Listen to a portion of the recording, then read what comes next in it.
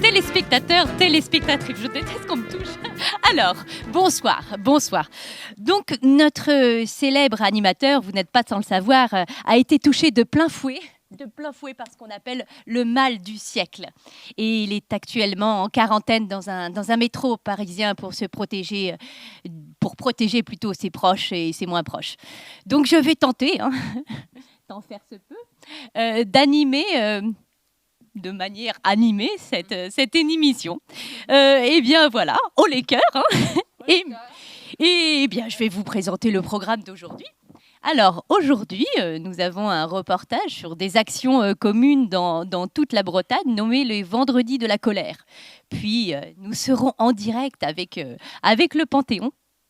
L'Odéon, évidemment, l'Odéon, je me trompe souvent en effet, pour comprendre comment se déroule l'occupation. Et là que vous regardez la caméra. Voilà, nous verrons ça plus tard, Adeline. Voilà, mais j'ai besoin de valider. Mais voilà, puis nous écouterons ensuite cette chronique littéraire de Monsieur Durousseau, qui est un docteur en lexicologie appliquée et sciences sociales. Rien que ça, respect. Voilà.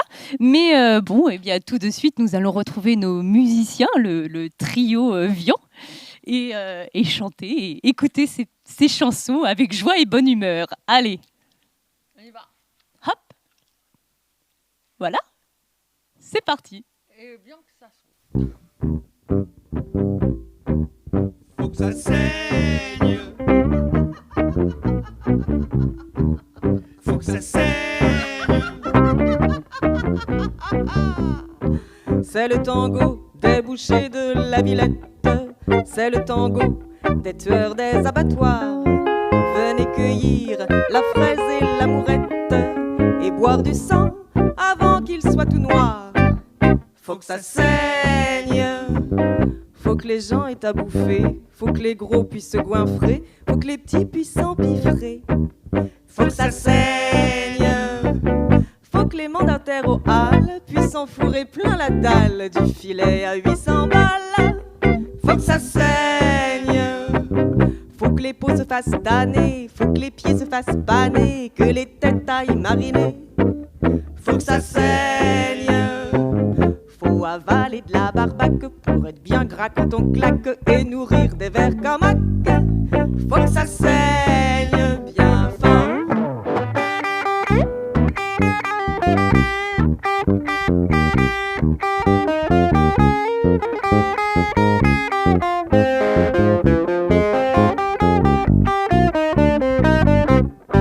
C'est le tango des femmes militaires, des gays vainqueurs de partout et d'ailleurs.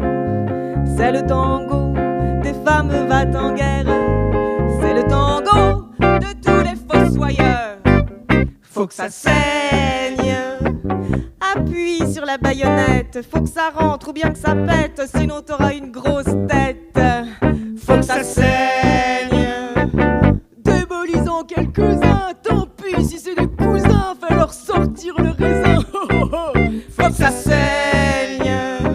Si c'est pas toi qui les crèves, les copains prendront la relève et tu joueras la vie brève. Faut que ça saigne. Demain ce sera ton tour, demain ce sera ton jour. Plus de bonhomme et plus d'amour. Faut que ça saigne. Faut que ça saigne. Faut que ça saigne. Faut que ça saigne. Appuie sur la baïonnette. Faut que ça rentre bien que ça pète, sinon t'auras une grosse tête. Faut que ça saigne. Démolis en quelques-uns. Tant pis si c'est des cousins, fais leur sortir le raisin. Faut que ça saigne. Si c'est pas toi qui les crèves, les copains prendront la relève et tu joueras la vie brève.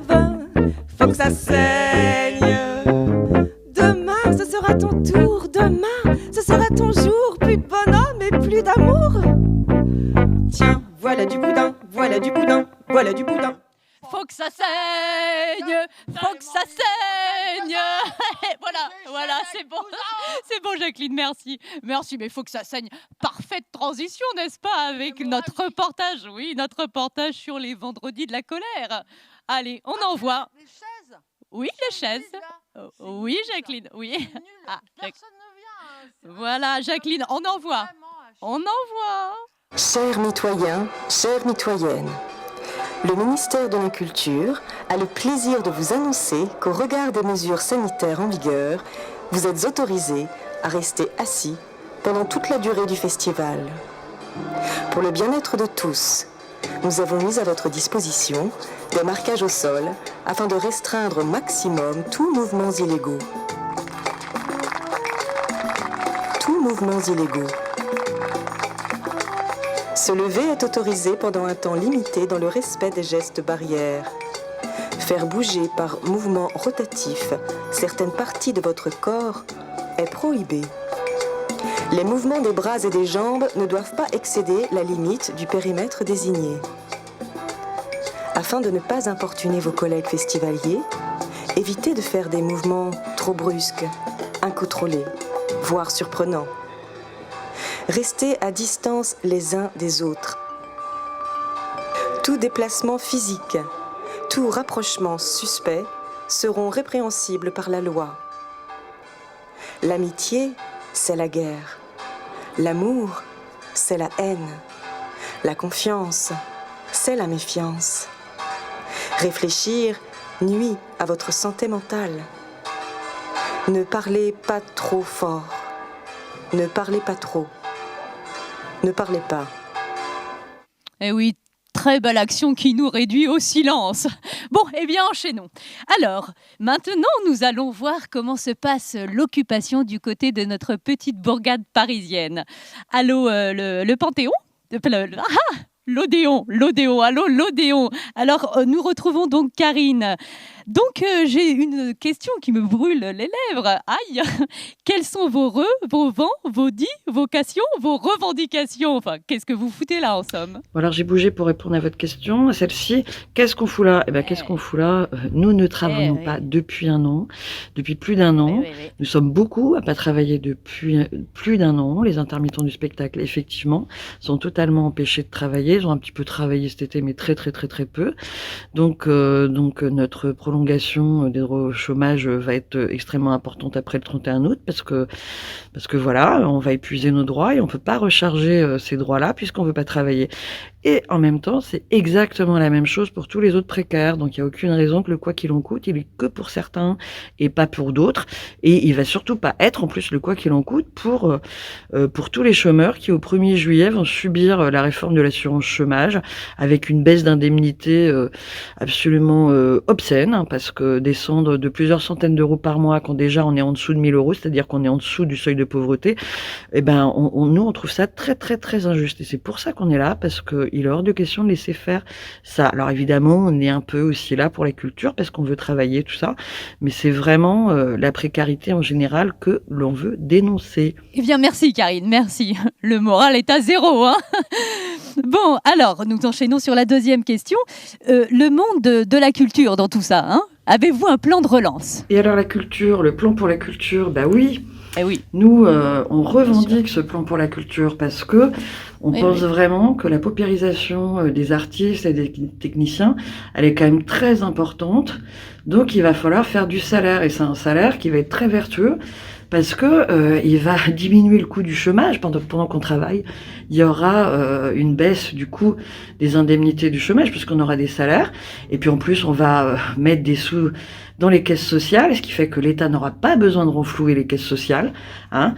Donc, il faut absolument cet été le plus de concerts partout, parce que en plus, on va faire d'une pierre 15 coups, parce que on va faire un accès à la culture qui va être beaucoup plus important que les petites choses qu'on va l'avoir si on n'a pas plus de fonds pour jouer.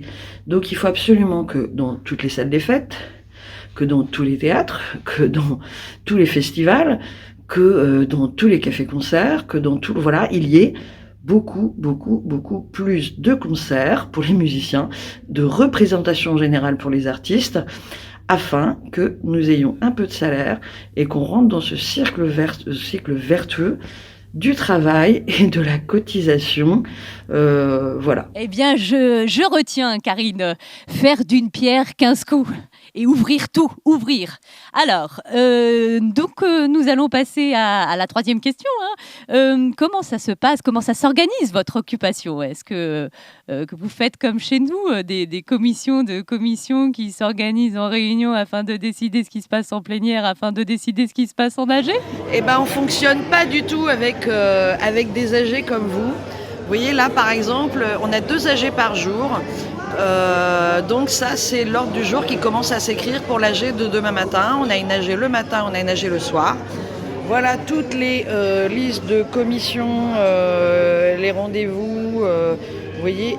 Et là, il manque aussi des commissions comme la commission banderole, comme la commission je sais plus quoi encore, on en a plein.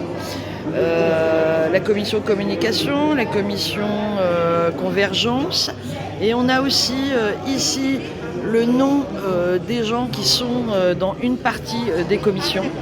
Donc voilà, donc on a plein de réunions tous les jours de toutes ces commissions que vous êtes en train de voir là. Et puis on a 2 AG par jour où chacun vient mettre un titre. Ici, c'est quoi? Eh ben, c'est quoi l'ordre du jour de demain matin, par exemple? Pour l'instant, on va avoir une AG tranquille, mais ne vous inquiétez pas, je suis sûre que plein de lignes vont apparaître dans très très peu de temps. Et donc, c'est pour vous dire qu'ici, nous ne chômons pas de 9h le matin jusqu'à 22h. Voilà. 2 AG par jour? Eh ben... Et pas de musique le soir. Eh ben oui, bon, pourquoi pas. Enfin, c'est d'un tristoun. Bon, eh bien, la dernière question, et pas des moindres, parce qu'à propos de dormir et de bien dormir, on voulait savoir ici, on s'intéressait aux décibels du ronflement de vos occupants. Alors ici, il y a un concours de ronflement et c'était terrible. On en a un qui est champion du monde. Vous l'invitez le mardi, c'est top. Il vous fait 20 stères le lendemain matin. Vous avez la coupe qui est à la tronçonneuse, mais vous avez le retour à la scie. C'est le top.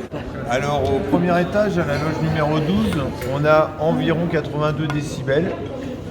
Alors par contre là-haut, on a la loco, on l'appelle la loco. Il dort dans le bureau là-haut. Alors lui, il tape vraiment dans le 88-89 minimum. Voilà. Eh ben, des locomotives, des tronçonneuses, enfin des travaux. C'est très animé finalement, même s'il n'y a pas de musique. Eh bien écoutez, est-ce que vous avez quelque chose à rajouter? Alors allô, le Grand Théâtre de Lorient occupé? Occupé,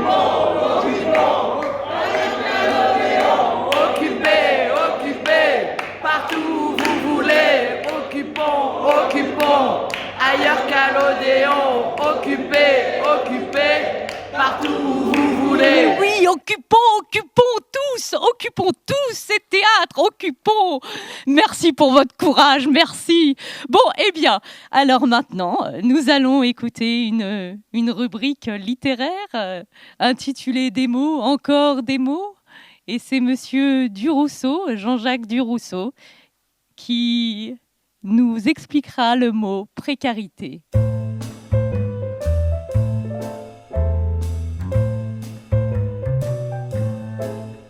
Eh bien, aujourd'hui, c'est avec le terme précaire que nous allons inaugurer notre chronique. Encore des mots, toujours des mots. Car les précaires, au fond, tout le monde en parle. Ici, au Grand Théâtre de Lorient, mais aussi là-bas, à Paris, à l'Odéon, et dans 100 autres théâtres occupés. Mais personne ne s'est réellement accordé sur la définition qu'il fallait donner à ce terme. Commençons donc par un petit tour dans le dictionnaire. Le Trésor de la langue française nous dit que précaire s'applique à ce dont on ne peut garantir la durée, la stabilité, la solidité, ce qui, à chaque instant, peut être remis en cause. À ce titre, on pourrait appliquer l'adjectif précaire à une infinité de situations, culturelles, psychologiques, financières, matérielles, etc. Mais par extension, la précarité en est venue à désigner, de manière plus générale, la pauvreté. Il va donc nous falloir faire une synthèse entre ces deux définitions, la plus scientifique et celle que nous appellerons populaire. Car en définitive, Être touché par la précarité, ça n'est pas seulement être pauvre. C'est aussi, et avant tout, vivre sous pression, dans l'incertitude et sous la menace constante de tomber dans la pauvreté. Or, dans le cadre du marché de l'emploi, ce qui nous intéresse particulièrement aujourd'hui, la précarité pourrait être considérée comme l'autre nom de ce que certains appellent la flexibilité de l'emploi. Un nom plus cru, certes, mais au fond un nom plus franc. La précarisation de toutes et tous, c'est donc le projet assumé de la Startup Nation. À bientôt pour d'autres définitions.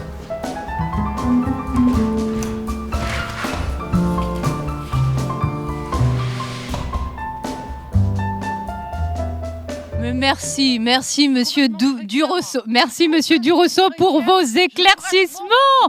Merci. Attendez, excusez-moi Jacqueline, vraiment j'ai envie de continuer l'émission. En fait. Voilà, merci Adeline, pardon.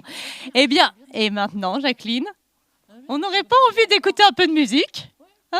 Oui, d'accord. Eh bien, écoutons le trio Vion.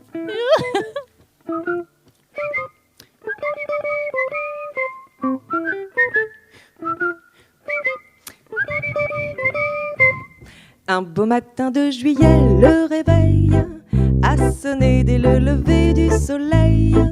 Et j'ai dit à ma poupée, faut te secouer, c'est aujourd'hui qu'il passe. On arrive sur le boulevard sans retard pour voir défiler le roi de Zanzibar. Mais sur le champ, on est refoulé par des agents. Alors j'ai dit, on n'est pas là pour se faire engueuler. on est venu pour voir le défilé. On n'est pas là pour se faire piétiner. On est venu pour voir le défilé. Si tout le monde était resté chez soi, ça ferait du tort à la République. Laissez-nous donc qu'on le regarde. Sinon sans ça quand la reine reviendra, ma parole, nous on reviendra pas le jour de la fête à Julot, mon poteau. Je l'ai invité dans un petit bistrot où l'on sert un Beaujolais vrai de vrai, un nectar de première. On est sorti très à l'aise et voilà que j'ai eu l'idée de le ramener chez moi. Mais j'ai compris devant le rouleau à pâtisserie. Alors j'ai dit, on n'est pas là pour se faire engueuler. on est venu pour une petite belote. On n'est pas là pour se faire assommer. On est là pour la fête à mon pote. Si tout le monde restait toujours tout seul, ça serait d'une tristesse pas croyable. Ouvre ta porte et sors les verres. Ne t'obstine pas ou sans ça le prochain coup, ma parole, je rentre plus du tout. Ma femme a cogné si fort ce soir-là qu'on a trépassé le soir même et voilà qu'on se retrouve au paradis vers minuit devant Monsieur Saint-Pierre. Il y avait quelques élus qui entraient et sitôt que l'on s'approche du guichet, on est refoulé et Saint-Pierre se met à râler. Alors j'ai dit, oh oh oh, on n'est pas là pour se faire engueuler. on est venu essayer l'auréole. On n'est pas là pour se faire envoyer. On est mort, il est temps qu'on rigole. Si vous jetez les ivrognes à la porte, il doit pas vous rester beaucoup de monde. Portez-vous bien, mais nous on se barre. Et puis on est descendu chez Satan et là-bas c'était épatant. Ce qui prouve qu'en protestant, quand il est encore temps, on peut finir par obtenir déménagement. Eh bien voilà, pardon, l'émission, c'est trop, l'émission touche à sa fin. La prochaine émission sera présentée par Jacqueline, par Adeline,